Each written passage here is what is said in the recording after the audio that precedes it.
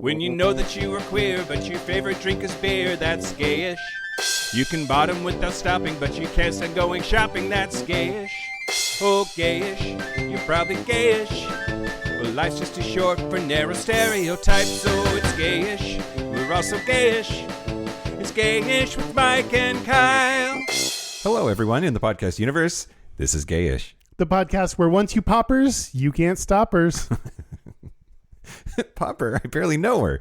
I'm Mike Johnson. I'm Kyle Getz. We're here to bridge the gap between sexuality and actuality. And today, Kyle, we're going to talk about Baby Let's Cruise. That's a great song. You got to add it to the list now. What's it called? Okay, this is for future me. This is for no one else. What is the name and artist of that song? It's Gwyneth Paltrow and Huey Lewis, I think. Gwyneth Paltrow? Yeah, it's called Cruisin'. Okay. All right, I guess it's going on the list. Great. We're talking about cruises. We're going to talk about cruises. Yeah, not cruising, which is a very different topic that we've already covered. Yeah, exactly. Go back and listen to that episode. Yeah. In whenever it was. Whenever it's 60-something. Episode 60-something? Yeah. Damn, that's like season 2. 2? Oh. Yeah. I don't know how to understand our season breakdown. I don't either. Okay. What season are we on now? Season 8. Oh, is it just with our year? I think it has to be. Oh, okay. I just declared it, Kyle. Yeah, I guess we just decided. Let's decide 8 years in how we're doing seasons and do that for the very first time. I wish that we had done that from the very beginning, though, so that we could every once in a while take a break. Oh. You know? Yeah. Yeah. That would have been a smart thing to do. But here we are. Here we are. None of this is mattering. No, none of this matters. We should move on? Yeah. Okay, great. We have 100 words this week. Yeah. At a certain level of Patreon, if you send in 100 words, I will say them. Kyle. Mike. I have 100 words. Yeah. And I don't... Here's the thing. What's the thing? I read the whole email sometimes and it upsets you. Yeah, because it's annoying. But also, it is not clear when the 100 words starts. So okay. I have to read the whole email. Okay. That's all. I accept that in this case. All right. This is from Marco. It says, "Hi, Mike and Kyle. Just wanted to say I enjoyed meeting you guys at the San Francisco show. You guys are so handsome. I've been listening to you for a few years now, catching up on all the episodes. I've been meaning to join Patreon, but haven't because of money issues. After meeting you, I just had to. You guys are worth it. Hilarious, laugh out loud, almost pee my pants funny. I also enjoy listening to the series, bearing your souls to us, your listeners. Thank you for that. Keep up the great work. Love, Marco." Gayish. It's just gayish exclamation point at the end of it. Thank you, Marco. Yeah, thank you. I guess you can use 100 words to write a nice email to us that then we have to read about ourselves. Yeah, exactly. It's totally comfortable. Very kind use of the 100 words feature. Yeah. Well, thanks, Marco. Yeah. Thank you. If you want to use my whole, you can. Period. Do it. Yeah. Do we have anything else to talk about? I don't think so. Kyle? Okay. No. Well, then here's the news. Shut your mouth hole, it's time for your ear holes. News. News the first, Kyle. Mm-hmm. Everything's bad and you should feel bad today. Mm-hmm. News the first. Just weeks after the UK Supreme Court ruled that a woman is defined by a biological sex, the Football Association has barred trans women from playing women's soccer in England. The Football Association, the professional and amateur soccer governing body known as the FA, announced in a statement on Thursday that effective June 1st, happy Pride, everybody. Oh, Jesus. Quote, transgender women will no longer be able to play in women's football in England as a result of the Supreme Court ruling last month. We understand that this will be difficult for people who simply want to play the game they love in the gender by which they identify, and we are contacting the registered transgender women currently playing to explain the changes and how they can continue to stay involved in the game. Yeah, just... So we're they going to have trans women playing on men's soccer?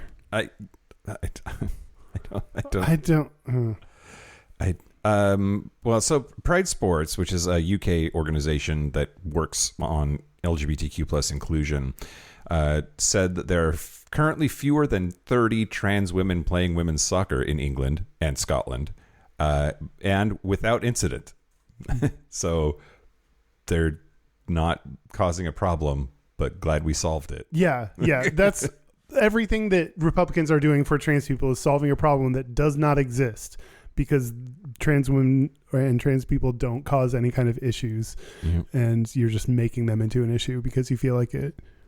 Well, and it was just a couple of days before the UK Supreme Court ruling that they had updated their policy on trans women to allow trans women with testosterone levels below 5 nanomoles per liter of blood for a full year to continue to play.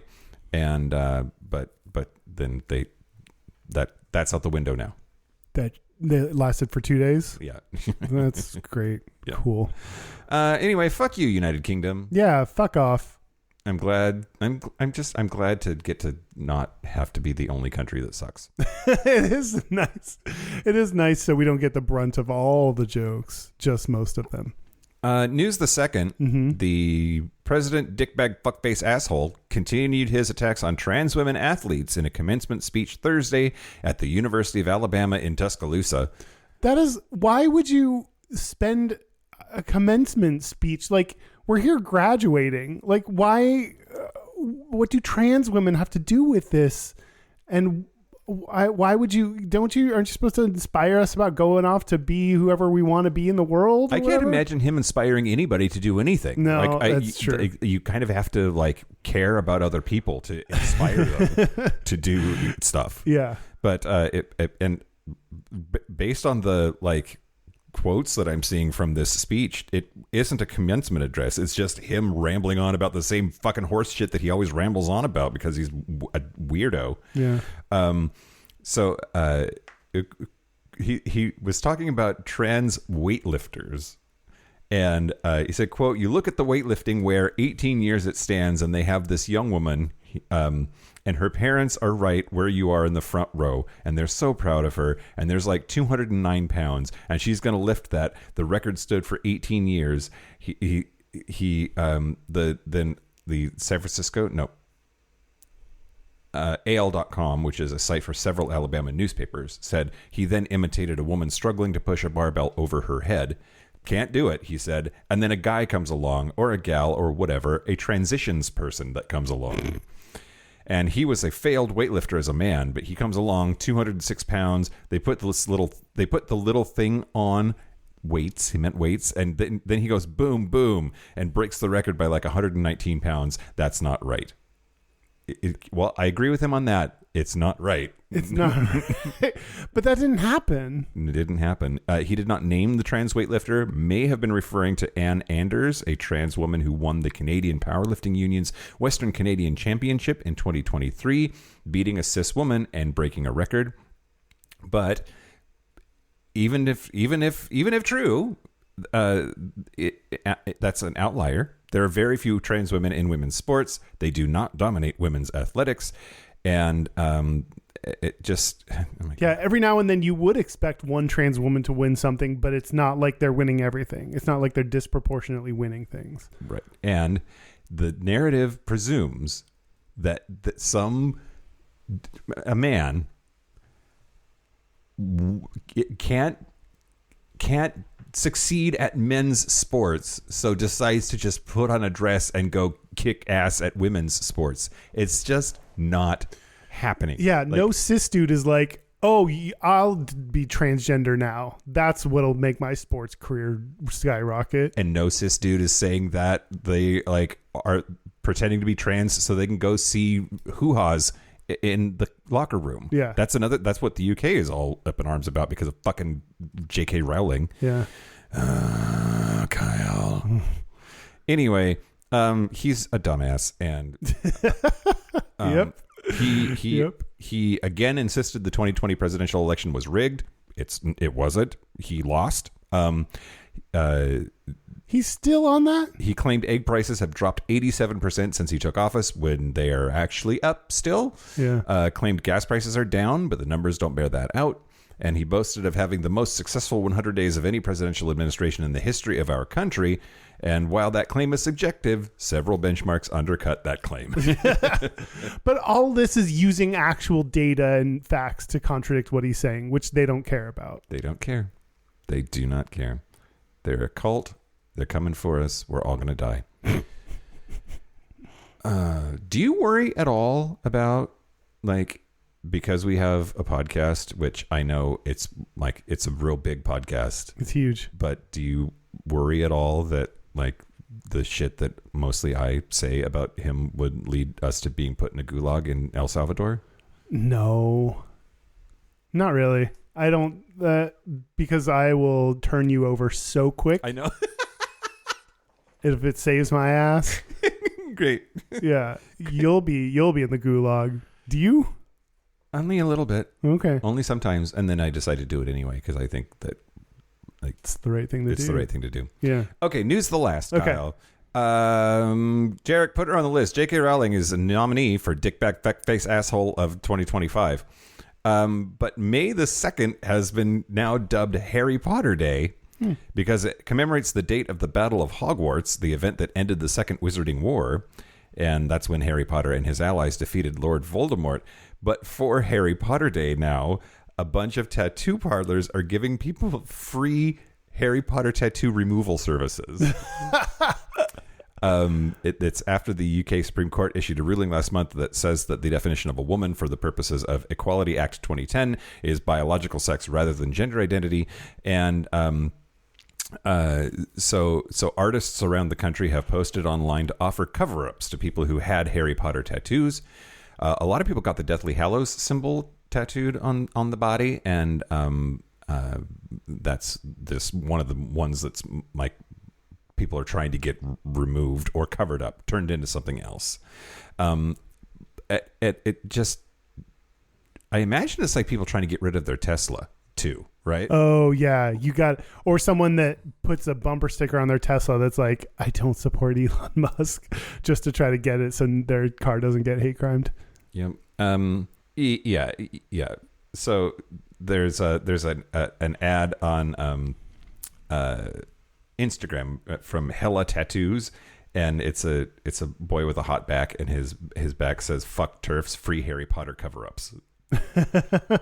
And I think this is important.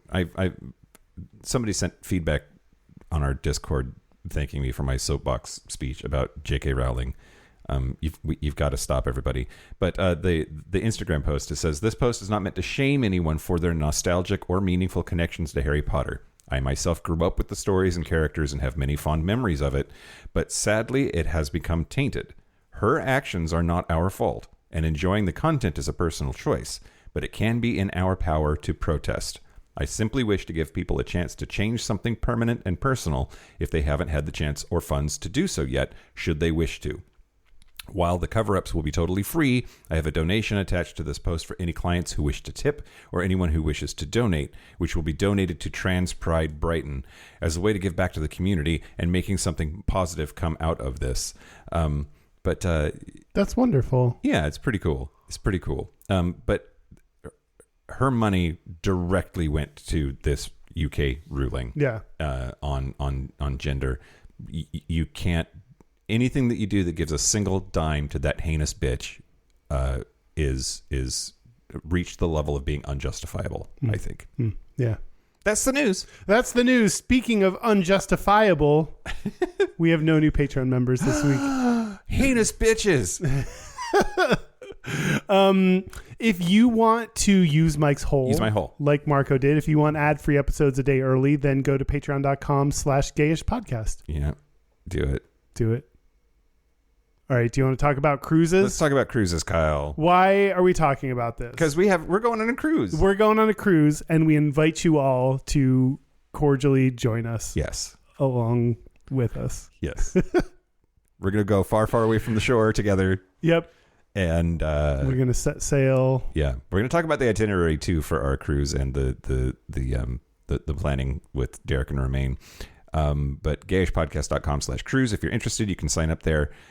Be sure to check Gayish as the reason that you're going. It's a $250 deposit to secure your spot in the cruise that'll be February 7th through 14th, 2027, just in time for our 10th birthday. Yeah. Kyle, have you ever been on a cruise? I have been on a cruise. I went in spring break in college with a friend. Great. How long of a cruise was it? It was like 5-6 days. Oh. I don't remember this very well because Okay. of my memory. Yeah. But we went to Mexico. Great. Yeah. Did you fuck? My friend, my female friend. Well, just anybody. Oh no, No. I wasn't as slutty then. Oh. I got slutty as I got older. I wish I could go back in time and be sluttier. Yeah. Yeah, me too. I've been on 2 cruises. Okay. Both with my ex-wife. Okay. So it's been a while. Like the last one that we went on, I think, was in 2004. It's been 20 years. Okay. Easy since I've been on a cruise. So I'm excited to go on this one. With our listeners. Yeah, I am too. There's like everything about cruises is like all the things I like. It's eating, it's sleeping, it's drinking. I think that's my list. Right. There are other activities, I'm sure, but like they have delicious food. You get to drink all the time. I'm going to get the unlimited alcohol pass, and I'm just going to have a great time. Yes. Yeah. So I don't know. I know there are some cruise naysayers, some cruise make fun ofers, and I don't understand what they're on about. Well, okay, you don't? No. They're horrifically wasteful. That's not, no, people make fun of cruises as like it's for old people. Oh, it is for old people too. But Well, like old people know how to party. Yeah. And I am old people now. You're not that old. Yeah. I am going to talk to you about the history of cruises, Kyle. Okay. And so a couple of things. We do have to talk about what a cruise is. Now, Okay. don't look at me like that. I can't help it. There are still You brought it ocean on liners, yourself. and ocean liners are the origin story of the modern cruise.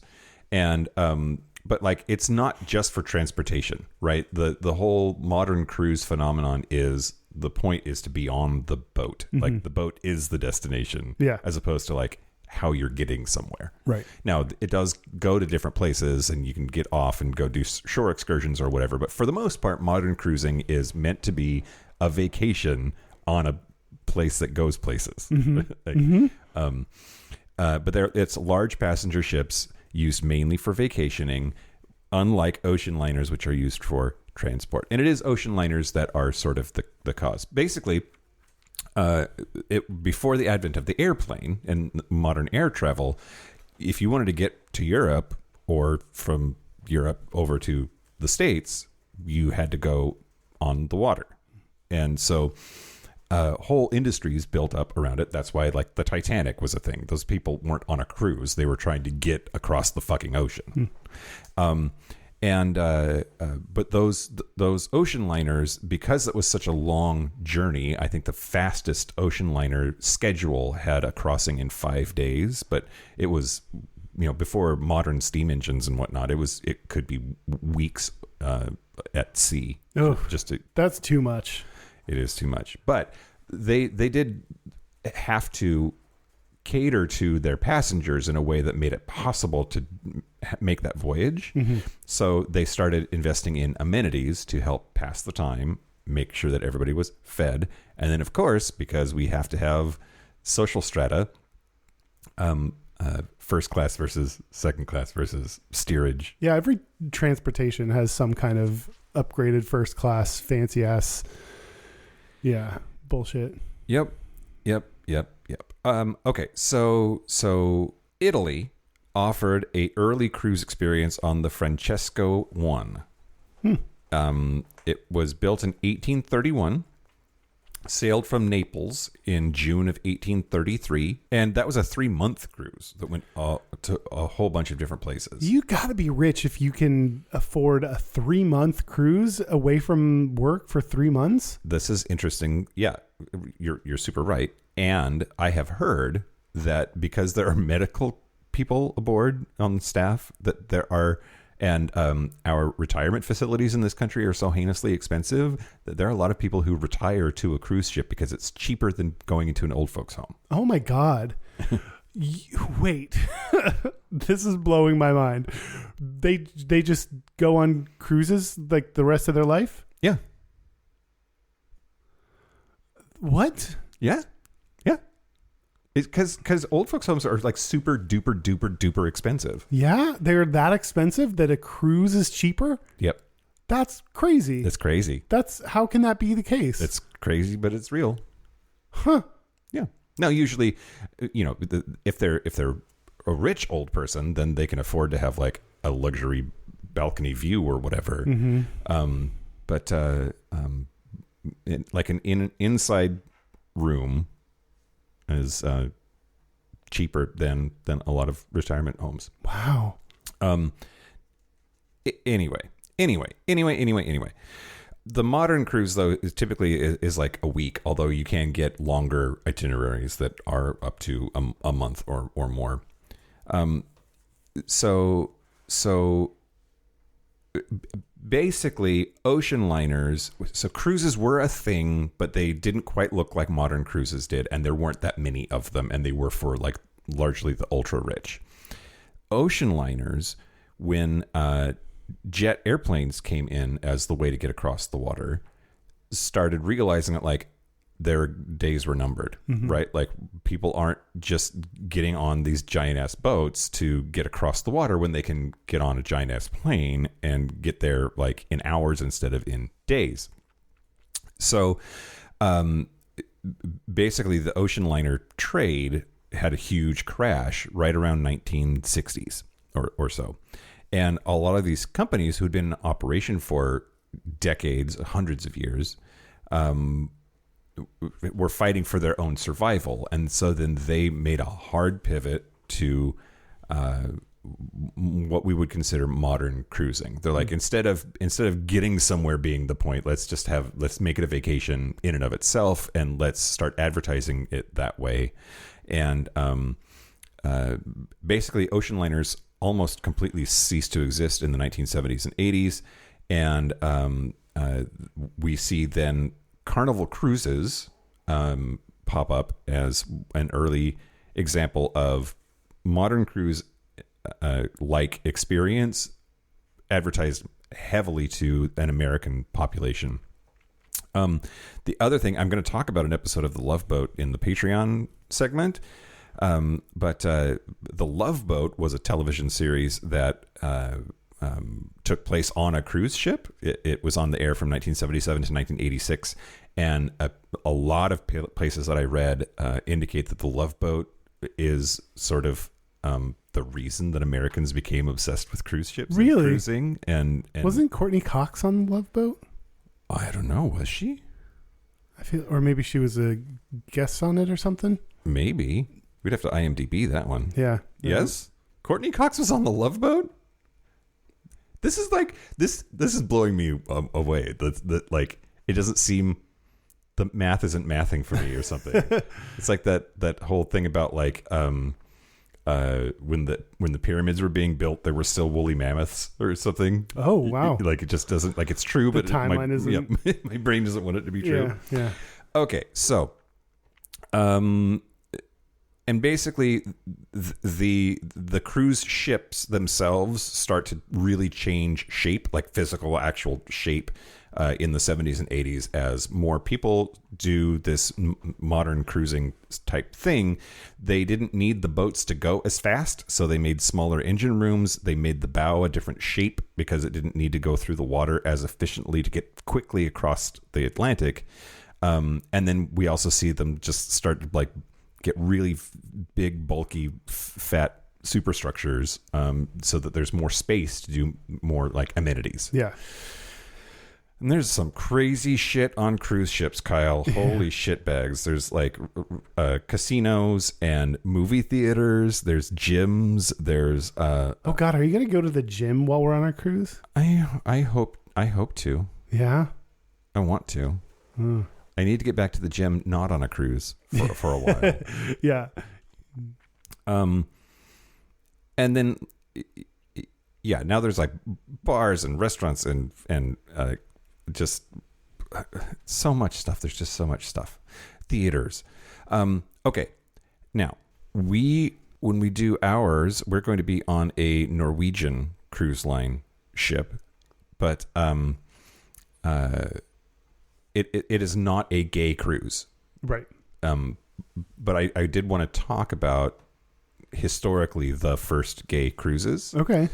And it sort of depends on what you mean by gay cruise. So the first gay cruise sometimes gets told that it was in December of 1974, and it's because there was a crowd of passengers that basically 300 gay men signed up for the same cruise. Like the whole thing about like any bar's a gay bar if you bring enough friends. Yeah. They like took over this ship. That counts as a gay cruise in my mind. Because it was organized to be a gay cruise, and it wasn't exclusive to them. So that's the niggling detail, right? So there were more people on that boat. Can you imagine being like a straight couple? And you just happen to pick the one that has 300 gay dudes on it. Oh my God. I'm overwhelmed as a gay dude at the idea, much less being a straight couple being there. Yeah. Ugh. Anyway, it was a 7-day Caribbean cruise out of Fort Lauderdale. And it says this one had over 300 men and a small number of women. Most of them were under 35, white, and from New York, California, or Florida. And New York Times did a story on their front page in the Sunday travel section called "The All Gay Cruise: Prejudice and Pride," talking about this. So, wow, made front page news. Yeah, before this, gay men and lesbians obviously had gone on cruises, but they were as closeted as they were in the cities and towns from where they came. They often shared space with others as roommates, quote unquote roommates. But this cruise was put together, marketed specifically to the gay and lesbian community. It was organized by the Islanders Club, a gay-owned business in New York. And it had gotten started running weekend shuttle buses to Fire Island. And they're like, oh, that's a smart business. Good call. Yeah. Good call, gays. So then they decided, like, well, that's going really well. There's gay money. Let's go after the pink dollar some more. And so then they started organizing this all-gay cruise. But they did coordinate with the cruise line. They let them know. They didn't just like roll up with 300 gay people. But you could if you wanted to. There's nothing against that. Right. The afternoons on this cruise were typical cruise ship diversions. They had movies, cooking classes, jogging, bingo, gym time. But they did a quiz show called You Bet Your Aft. And a contestant selected a partner by sizing up the answers given by 3 bachelors standing unseen behind a screen, sort of like the dating game. Bachelor number 2, if you were to suddenly become a great American monument, which one would you be? 1, Old Faithful, 2, Death Valley, or 3, the Grand Canyon? They had a leather fashion show. Oh. Anyway, it sounds... It was... They were really doing good at the gay. Yeah, they were gaying really good. They were gaying really, really good. But then, so then other people will point to the first gay cruise as being a cruise that took place in 1987. And that was because they got the SS Bermuda Star to specifically block out an entire boat just for gay people. So it wasn't just bring enough friends. It was like this boat, the whole boat, all of the guests are going to be gay. Got permission from the cruise line to market it that way. Took over the whole ship. And it's funny because the SS Bermuda Star was the name of the boat, and they started calling it the SS Brenda Star with 2 R's. Like they called they basically made the boat a drag queen persona. Oh, that sounds like something gays would do. Yeah, absolutely. They sailed out of New Orleans in February of 1987 with 750 guests.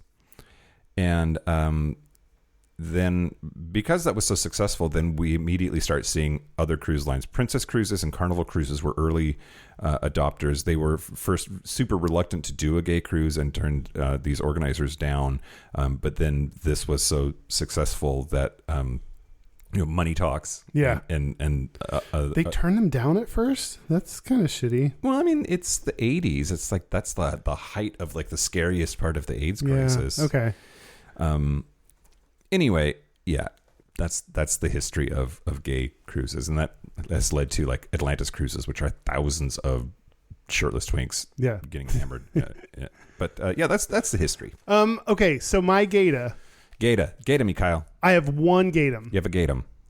Atlantis hosts primarily gay men, but women make up this percentage of bookings. 8. Oh, yeah, 5 to 10. Really? Yeah, according to the Atlantis website.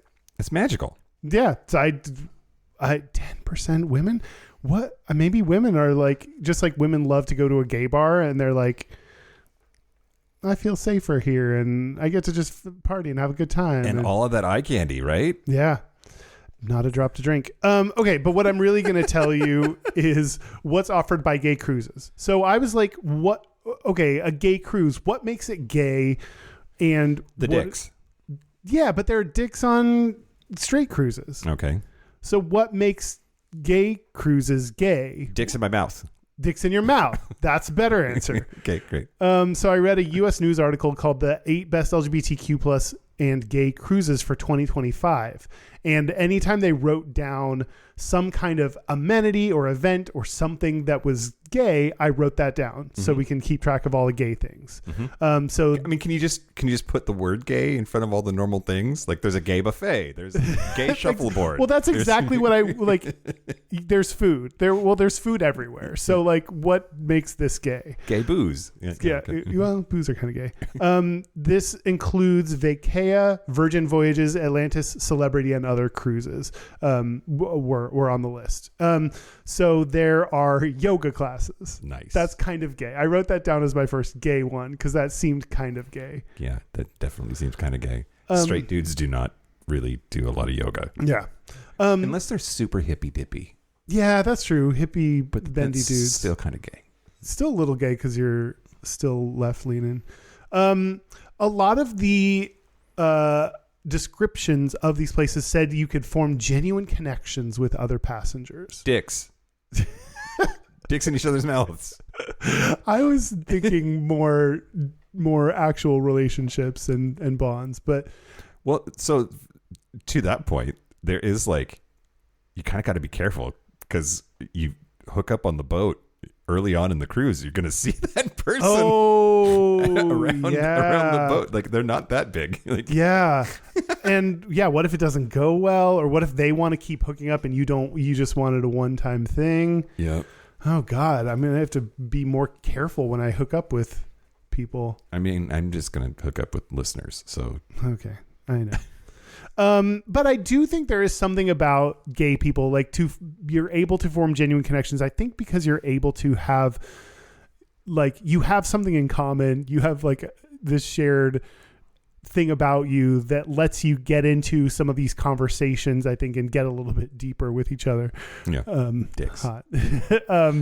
Quicker. Is this also like specifically about gay cruises and how it's like when you talk to a dude at a gay bar, you're pretty sure that he's gay. Yeah. So like you don't have to have that awkward, hey, are you gay? Yeah. But sometimes you bring a straight guy to the bar and they do have to have that awkward conversation. But because the tide has turned, it makes you happy. Yeah. Yeah. There are drag queens that welcome you onto some of the ships. Nice. Which drag queens, sometimes there are shows with resident drag queens, which that's pretty cool. Wait, like they live on the boat? It said resident drag queens. So yeah, I think their life probably is on the boat. There are gender neutral bathrooms. Okay. Which that's pretty cool. It talked about having a diverse staff, which that kind of is shitty if they have more diversity in the staff on gay cruises than on non-gay cruises. Yeah. You should have diversity on the staff everywhere. Or maybe it's like the straight white dudes don't want to work on that boat. So maybe they sign up for other boats. Yeah. Yeah. Can I just get a normal boat? Oh gosh, like I'm sick that week. Yeah. One cruise had mocktails inspired by the colors of the pride flag. Okay, well, which that's just a drink that's a color, right? You can yeah. Well, it's like, okay, so like rainbow, that's points in the gay column. Not real booze, that's negative. That's negative points, like, for sure. There's there's a little both there. Traveling to LGBT friendly countries, okay, is something that I would think would be a big benefit because it's possible you get on a boat and go to a country that's not accepting and you don't want to dock there. Docking's hot. Yeah. Okay. There are Broadway performances Okay, well. on some ships. Yeah. Are there? That's true. LGBT movies on demand in your cabin. Ooh. Porn? I don't know. That's what there's part of me that was like, is this like it seems kind of porny. It seems a little porny. Maybe it is like I died and now I'm a cheerleader. What's that movie? What? How I Used to Be a Cheerleader. What's the gay cult classic movie about cheerleaders? Bring it on. What's it? So I think I'm a cheerleader. So I Think I'm a Cheerleader. I have no Thanks, idea what Derek. that is. Oh, I've never seen it, but I know about it because it's a gay cult classic film. But I'm a cheerleader. Yeah. Okay. Anyway, there are themed circuit parties, Great. which of course there are. Of course there are. Do you just have to get a bucket of your drugs in advance because you're like there for a week and you got to like stock up and be ready for an entire week? And you got to sneak them in because I'm pretty sure that drugs are still illegal. Do they check your bags though? I don't know. If I would think if I were a DEA agent, Kyle, I would definitely park at the front of a gay cruise ship. You'd get your most hits. I don't think they check your bags before you get on. I don't think there's like a TSA for boats. Like, surely there is. You think they're scanning everyone's bags? I also think that like you can't. Well, maybe. I feel like you had to check your bag, and then they would bring your bag to your room. Oh, maybe that sounds fancy. I think. Anyway, I don't know. There are unlimited alcoholic beverages. Yeah, that's pretty gay. Get it. There are companies that donate to LGBT causes. Oh, which that's pretty cool. Like to have a gay cruise and then actually like use some of your profits to donate. Yeah. And there are pride events and parties. Oh, and one place said they performed same-sex weddings on the ship. That's fun. Yeah. There was a lesbian focused cruise line called Olivia, and it said some of the things it said were folk singers, oh god, writing workshops, and other activities. Which that sounds pretty lesbian. Yeah. Patrick Gunn, co-founder of Vacaya, I don't know if I'm saying that right, Cruise, which is the first all LGBT travel company in the full ship charter resort buyout sector of the travel industry. Sure. That's quite the niche. Said, quote, while our guests love the nonstop entertainment and parties we provide, they're also looking for experiences that resonate on a deeper emotional level. Vacations to a wider range of destinations, more personalized and more attuned to local culture, inspiring our community towards a path of self-discovery. That's a lot for a cruise to live up to, a path of self-discovery. Yeah, that seems like, I don't know, a little auspicious. Yeah. A little lofty. Rich Campbell, the CEO of Atlantis Events, says, when we're programming this, we have to think very broadly that we have as many guys in their 30s as we do in their 60s. How do we program for them to make this interesting and compelling and engaging? The good news is all of you still think you're in your early 30s. Which that's pretty gay to pretend like you're still in your 30s and party like you're that age. I mean, I feel like I'm accepting that I am in my late 30s, and that's just... How does that make you feel, Kyle? Bad. Not good. Yeah. So that's what is offered on gay cruises. Are you going to be 40 for the cruise? Yeah. You're going to be 40 on the cruise. Yeah. Yeah, get it, Kyle. Yeah. On the high seas. Mm-hmm. Just slutting it up. Slutting it up. Yeah. Slutty slut. Well, speaking of being a slutty slut, I do want to talk to you about cruising on a cruise ship. Okay. I found this article called "Does Grindr work on cruise ships?" Oh my God, does it? Yes. Oh, good segment. Yeah, good segment. No, so the problem is that boats have to be like their own telecommunications thing, because they get very far away from the shore where there's like no signal unless you have satellites, and most people don't pack around. Can you imagine somebody with a satellite phone trying to get Grindr to work? Anyway, so like Carnival Cruise Lines though has a $5 per device feature for calling or texting, but also internet. There's a Wi-Fi plan that you can get. And apparently Grindr, if you have your location services turned on so that it is using GPS, then Grindr works just fine on the boat. There are some other tips here though for hooking up on a cruise. Okay. One is there's usually a cruise director, and you can ask them if there are any like LGBT specific events that are happening. You could ask him if he wants to hook up. Well, I mean, chances are good. Okay, ask if there are LGBT events. That's smart. Yeah. You could also ask the ship bartender. A lot of places will have gay night. Let's see. Then apparently among the crew, dating is not just allowed, but it's actually encouraged. What? Because they live on board through the entirety of their contract without days off. So hookups are possible in almost any social situation. Wow. But it's kind of a like known thing that it's okay to sleep with passengers because we're trapped here like indentured servants. Wow. That's weird that it's encouraged. Yeah. Do you think they just meant with each other? Maybe. Or with passengers? Maybe. I don't know. Huh. And then I thought this was, I would not have thought to pay attention to this. There's often a schedule of different meetings, and we're going to have some of those on our cruise, actually, like for meetups or private events or semi-private events, that kind of thing.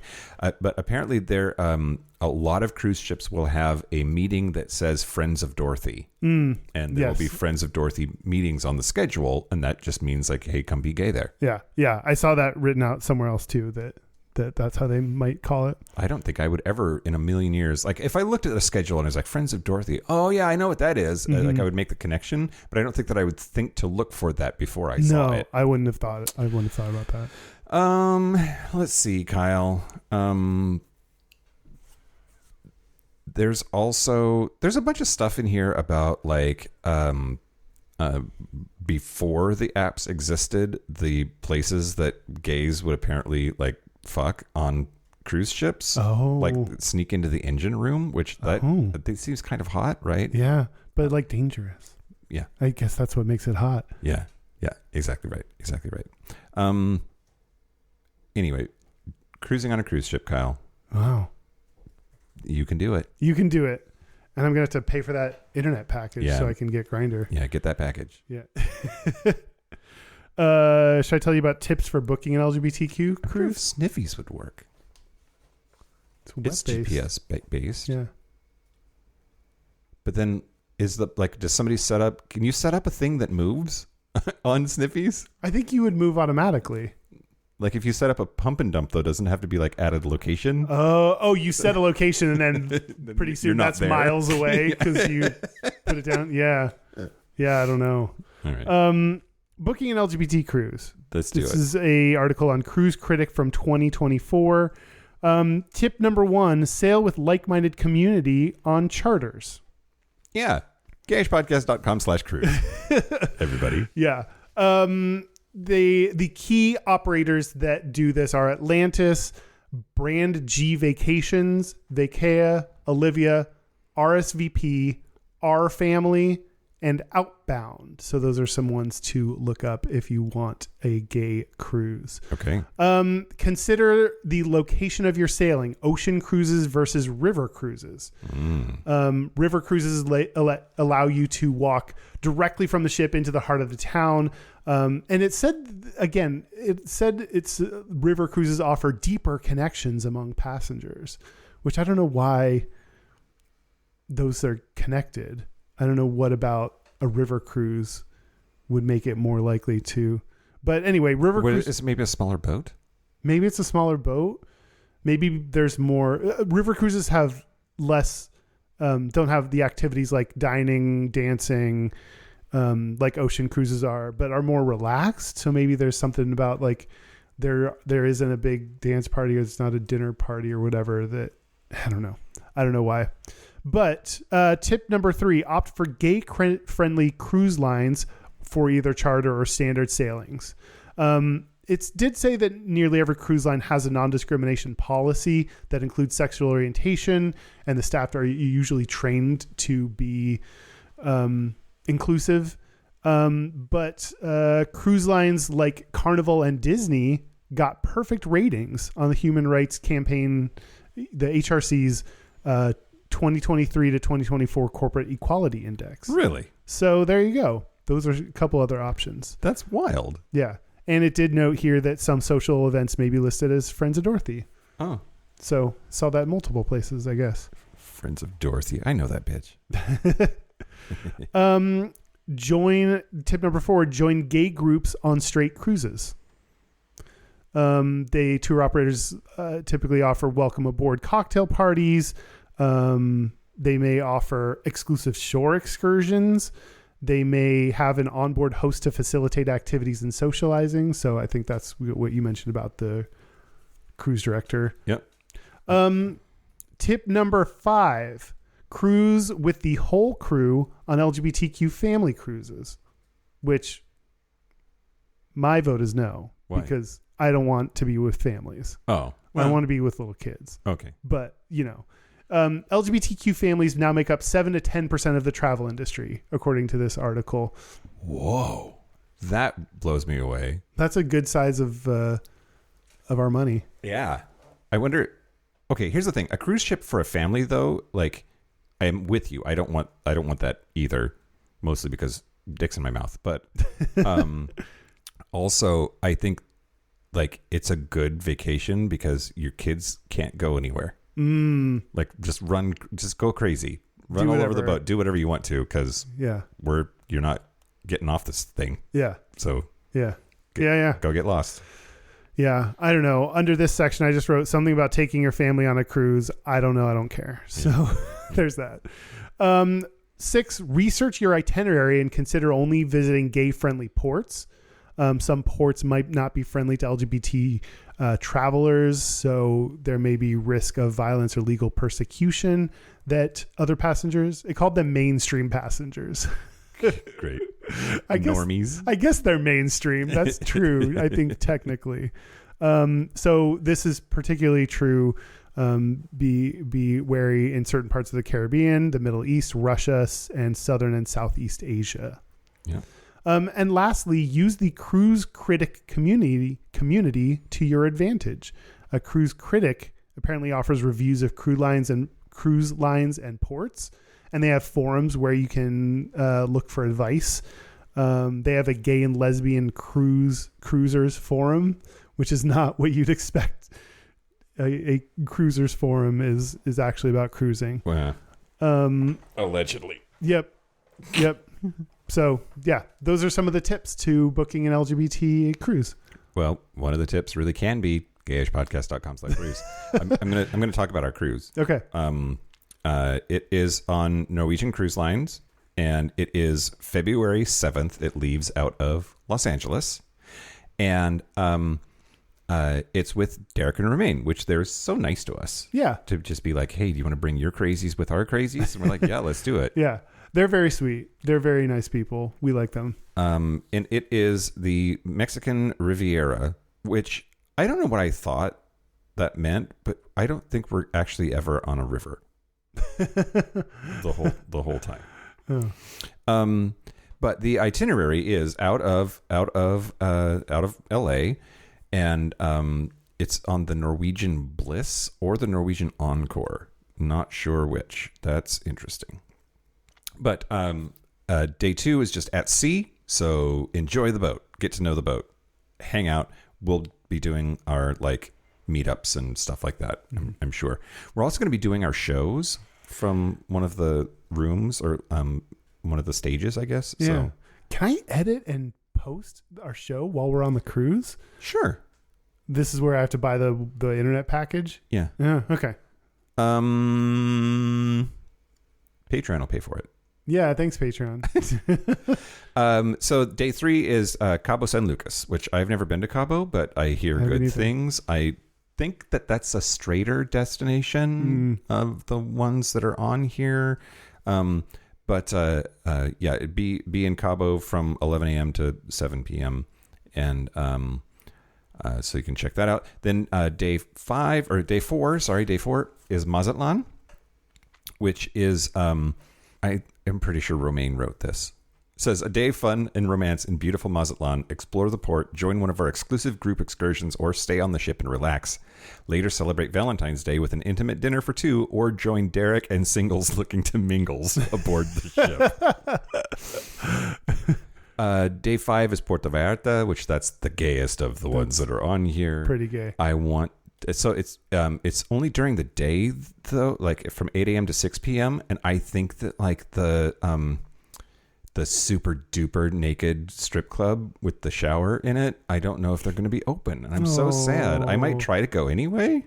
Okay, during a daytime shower strip club bar? I'm going to try to find out if that's an option. And if it is an option, I will take listeners with me on a helicoptering tour. I'm skeptical of this, but support you and your decisions. Great.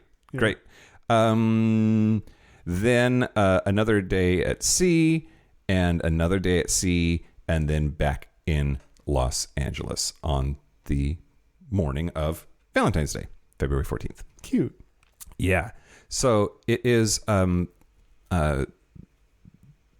it's 15% off the list price for these cabins, and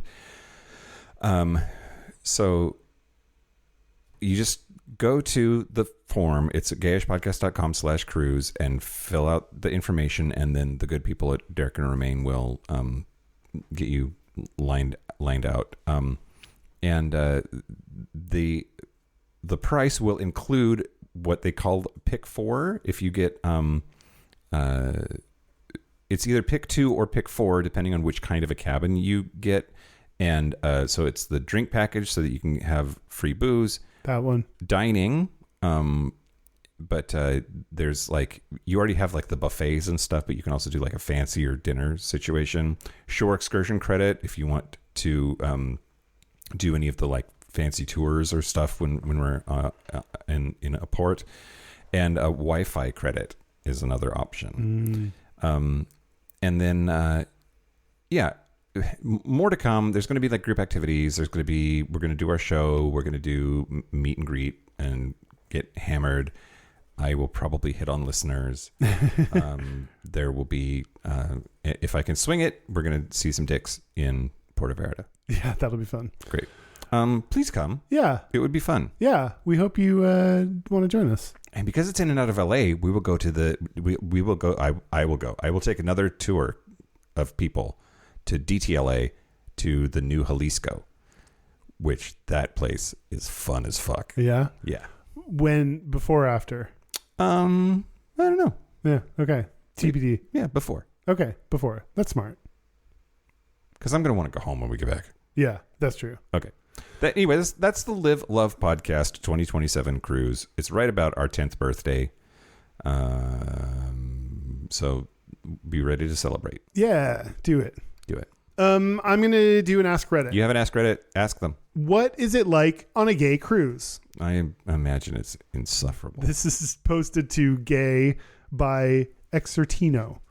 And they say, just out of curiosity, what's it like on a gay cruise ship? Is everyone having sex with everyone all the time? Yes. Are there any normal looking people on the cruise? No. Or is everyone hot as fuck with perfect bodies? Does it ever get exhausting and weird being surrounded by parties, etc.? I'm just really curious. I don't plan on ever going because the sea scares the fuck out of me. But I keep trying to imagine what it's like. And some of the responses, I've done one. It was the best holiday ever. You can easily get away from the mad crowds. Was there sex around? Yes. There were all kinds of men, from Greek god bodies to bears and Speedos. Nice. Everyone pretty much minding their own business. But when the sun went down, and I can't say any more without a lawyer. Okay. Yeah, I don't know. I guess things got nuts. But I think this question speaks to my concern as well. Like, is there anyone that's just like a normal looking person Right. that, or is this going to enhance all the insecurities that I have about everything? Yeah. And so far, it sounds like there are a variety of bodies, so that's nice. Mm-hmm. Someone else said, personally, I could never do it. Maybe I'm too modest, but I can't get past people having sex in crowded areas on the dance floor. It seems like an STD waiting to happen. Well, I mean, yeah. Yeah. Take your prep. Take your doxypep. I thought there was a little bit of judgment in that one that I didn't love. Oh, well, I mean, there for sure is. Yeah. But also, like, if there's sexy time, there's going to be consequences sometimes. Yeah. Like, Yeah. just protect yourself. Protect yourself. Yeah, for sure. Bring your doxypep on board. I went on one, all kinds of men and bodies. It was Bear Week for what it's worth, but still diverse. Not especially cruisy in the public areas. There was a teen area on 2 decks of the stern of the ship that got taken over for the sex club. LOL, no teens on board. Oh, wow. Okay. It was fun, but I didn't have a strong urging to do it again. Someone replied, dick deck. The dick deck. Sure. Okay, this is the one I really wanted to get to. They said, I went on Atlantis cruise last year and did the share program. I was traveling solo and had connected with my roommate maybe a few months prior on Facebook, but we weren't well acquainted. I thought it was share. Like the share. I had the share program. That's how you knew I was gay. It's like you have to pick Bette Midler, Cher, or like Liza Minnelli. I had the same preconceived notions in it as anyone would expect when hearing gay cruise, but these are my takeaways. 1, the age, ethnic, racial, and body diversity was very surprising and so refreshing to witness IRL. The marketing doesn't actually do it justice. Which that makes sense that the marketing doesn't fairly, like they're going to put the hot people so that you think, oh, hot people, I want to be around hot people rather than the more realistic looking people. Number 2, Atlantis does a fantastic job of starting the cruise by highlighting the importance of community and building community while on this vacation by meeting strangers and just saying hi. I feel like if the Atlantis team weren't so invested in this aspect, the cruise would feel like any other gay microcosm where superficial cliques would form, but this didn't happen in my experience. They also have amazing programming geared at building community by making friends or more. So that's nice that they have community and events and set up at the beginning the importance of our community, I think even more than on a regular cruise ship. Yeah. Yeah. I wonder how effective it is. Like we have to take this person's word for it maybe, but yeah. Like, I don't know. When you're getting on the ship and they're like, hi, I would be like, no. It could have to be done right, you know? Yeah. Yeah. It would have to be done right. Number 3. A drag queen would help. A drag queen for sure helps facilitate. Number 3, by design, the ship is so large that it's a floating city. You will get what you were looking for. Is there sex and cruising happening all the time? Yeah, but it's not everywhere. If you are looking for it, you'll find it easily. If you want to party and not partake in extracurricular activities, you are still able to have a blast doing other vacation type activities. So I think that's also important of like, this is kind of a pick your own vacation type of vacation. Yeah. You can make it what you want it to be. Yeah. Yeah. Number 4, at one isolated with gay people is an experience I'd never experienced in my life before, and it was so freeing to be on vacation and not have to worry that my Speedo might offend a family, or to see an attractive man and not have to go through the mental gymnastics of qualifying them first before approaching felt amazing. It was a glimpse of what it probably feels like to be straight every day. Yeah, that's true. To not have to just have one, that's like the nice thing about going into a gay bar, right. You know, like, or going to a gay event or during Pride. It's just like, it lifts that one kind of anxiety that constantly exists there, squishing our brains our whole lives. Then you just don't have to think about it. Yeah. Yeah. It's, do I seem too gay? Is he gay? If he finds out that I'm gay, but he's not gay, is it going to beat me up? Is it like, no, just you get to assume, you get to be as gay as you want to, and you get to assume everybody else is gay until you find out otherwise. Yeah. Let's see. they ended by saying sex is often synonymous with anything involving a bunch of gay people together, but that's not the highlight or overwhelming occurrence of a gay cruise in my experience. The videos online really don't capture the breadth of experiences available to you on a gay cruise, which is nice. Someone else, another comment, the last comment I'll read is they just said the hot tub looks like egg drop soup. Oh no. Ew. I hate it. I hate it, Kyle. Yeah, that's us credit. Jizz. Yeah. In my booty. Well, did we do it? We talked about cruising. We talked about cruises. Talked about our cruise. We talked about things. Tips for cruises. The first gay cruise. Yeah. Yeah. Okay, great. Should we ahoy off to a break? Yes. Choo. I don't know. Let's take a break. This is the part where Mike and Kyle take a break. Are we back? We're back. We're back. From our cruise. Yeah. Yar. It's great.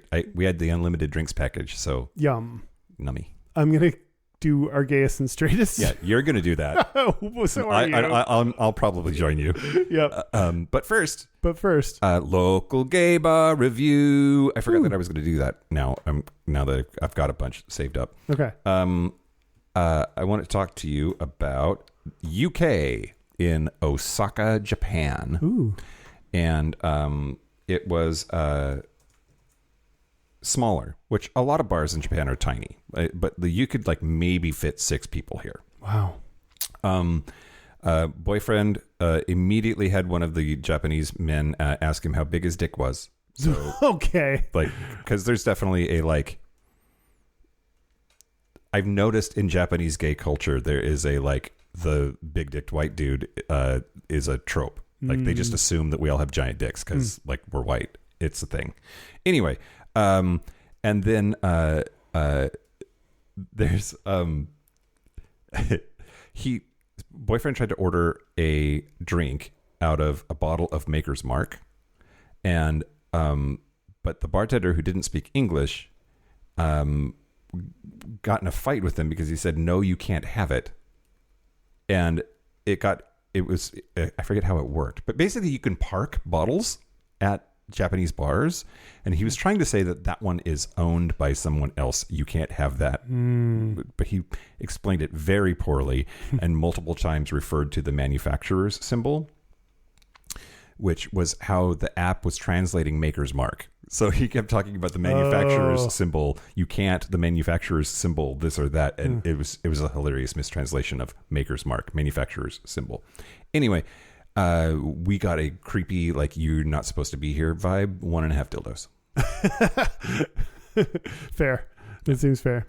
Our website is gayishpodcast.com. We're on social media at Gayish Podcast, or you can go to gayishpodcast.com/contact to get a link to our Discord or our Facebook group. Our hotline, you can send us text messages or leave us voicemails, especially if it's your gayest and straightest. God damn it, Kyle's 5855-GAYISH.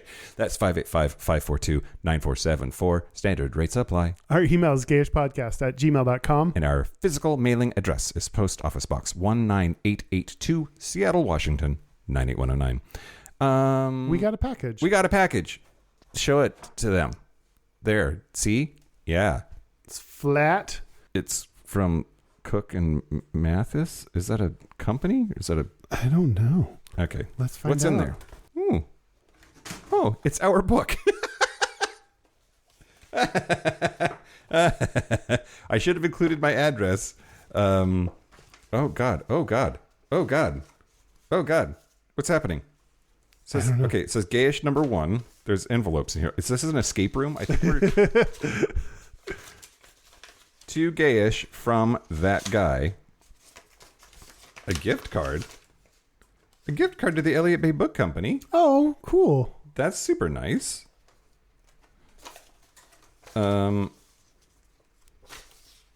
Gayish number 2. From that guy. Oh, it's another gift card. Okay, I guess it's three gift cards, one for each of us, maybe. Oh. I'm so confused. Let's make sure that that's what's going on. Yes. So 3 gift cards, one for each of us, I'm guessing. Yeah. To Elliot Bay That Book would Company. that would be logical. Hello, Gayish, the podcast that failed English because it kept spelling cum, C-U-M. My name is Adam. You can also call me that guy. That guy. I live in PDX, that's Portland, and could not make it to one of the live shows to have my book signed. Everyone has a thing, and mine is to have the author sign their books. So I concocted, one of you wanted to see cock in that word, this plan. Enclosed as a self-addressed and prepaid envelope, I ask that you sign or inscribe. You may make it dirty because no need to live a short life. I also included 3 $20 gift cards to the Elliot Bay Book Company in Seattle. I know time is money and felt it was only right that I pay you. I would like to apologize for my spelling and grammar errors because this typewriter does not alert me when I make an eros. Thank you again for what you do for the community and my ear holes. Adam, that guy. Last name redacted. And his Wow, he really did type this on a typewriter. he really did type it on a typewriter. If you want us to sign your book and send it back to you, you can be like that guy. Mm-hmm. Thanks, Adam. Thanks. Yeah. That's really sweet. Yeah, we'll sign it. Yeah, should we sign it now? No. Okay. We should sign it after. Okay, great. We're going to sign it later. Yeah. It's time for Gayest and Straightest. Yeah.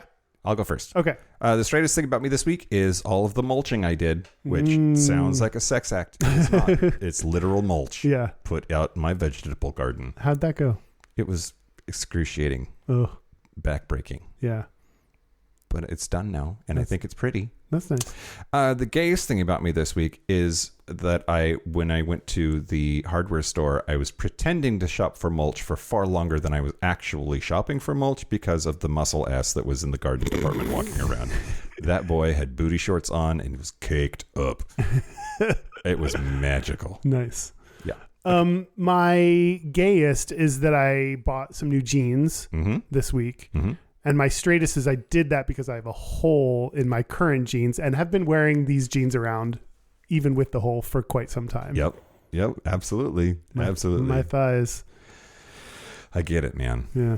Same. We have a listener's gayest and straightest. We have a listener's Gayest and Straightest. Hi, Mike and Kyle. This is Marco Redhouse from Sacramento, California, calling in with my Gayest and Straightest. Last week, my husband and I attended a kink conference, and our straightest is that we helped the vendors unload their merchandise from their vehicles at the beginning of the conference, and at the end, we helped them load them back up into their vehicles. The gayest is that while we were loading their merchandise back up into their vehicles, there was gay music playing, one of which was the Wicked soundtrack. So a bunch of gays singing to Wicked. Yeah, that's pretty gay. Keep up the great work. Love the podcast. Looking forward to the next episode. Bye. Well, got to use my hole and get a Gayest and Straightest in the same episode. Yeah. And if only there's a third thing that we could have offered, then we could call it a hat trick. Yeah. I don't have a third thing. I don't either. Okay. Yeah. Carrying heavy things is often a good straight thing. Yeah. And the number of times you said load, that's like also gay. Also kind of gay. Yeah. Well, thanks, Marco. Yeah. Thanks, Marco. Yeah. Okay. Thanks to everybody who listened to this. Thanks to everybody who's going to come on the cruise. Yeah. Thanks to everyone who's not going to come on the cruise. Well, You're okay. Also, thank you to our super gappers. Thank you to Locomotive, Simon Srirachi, Kaylee Adams, Kid Oliver, Kobe Gordon, Squaggle, Pip, Andrew Bugby, William Bryant, John Crawley, Yost Osel, Jonathan Montanius, Forrest Nail, Steve Duckless, Explosive Lasagna, Michael Cummington, Thomas B, Dusty Sands, A. Coleman, Chris Cacciatorians, Jerome York, and Cian and Javi. Thank you for your support. thank you for your money. That's it. This has been Gayish from the Chris Cacciatorian Studios. I'm Mike Johnson. I'm Kyle Getz. Until next week, be butch, be fabulous, be you. See you next week. See ya.